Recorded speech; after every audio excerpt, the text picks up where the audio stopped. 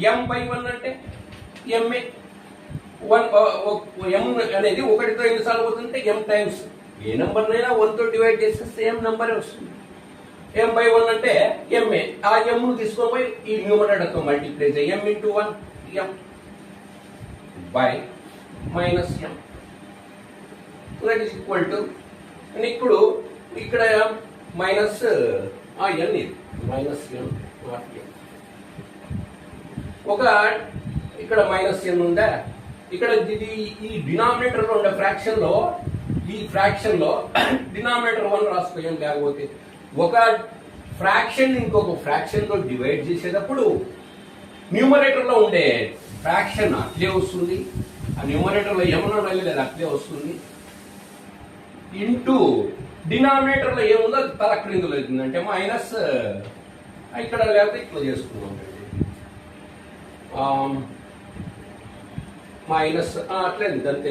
Next step ఏం రాస్తామంటే minus n plus m by m into minus 1/n 1/-n 1/-n. ఒక భిన్నానికి ఒక భిన్నంతో భాగించేటప్పుడు హోల్ డివైడెడ్ బై ఇంటూ అవుతుంది. ఈ డినామినేటర్లో ఉండే ఫ్రాక్షన్ తలక్రిందులు వేస్తుంది. న్యూమరేటర్ ఇంటూ ఈ డినామినేటర్లో ఉండే ఫ్రాక్షన్ తలక్రిందులు వేస్తుంది. ఇంకా next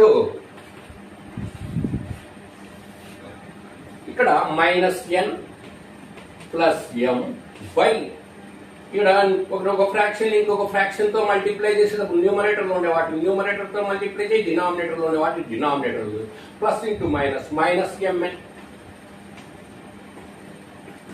both numerator and denominator ను మైనస్తో మల్టిప్లై చేయి. మైనస్తో మల్టిప్లై చేస్తే 2 టర్మ్స్ కు మైనస్ వస్తుంది. మైనస్ ఇంటూ మైనస్ ప్లస్ అయిపోయి, ఇది ప్లస్ ఇంటూ మైనస్ అయిపోయి, మైనస్ ఇంటూ మైనస్ డినామినేటర్ లో ప్లస్ అయిపోయి. దట్ ఈజ్ ఈక్వల్ టు ఇది న్యూమరేటర్ ను మనకు ఇంకా ఆన్సర్ ఇది రూపంలో లేదు, టర్మ్స్ సపరేట్ చేసినాడు కాబట్టి న్యూమరేటర్ ను స్ప్లిట్ చేసుకో.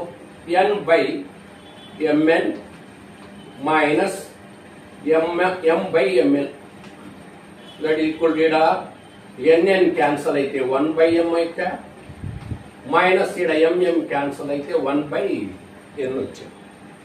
Therefore cot of alpha minus beta is equal to right. Therefore cot of alpha minus beta is equal to 1/m minus 1/n.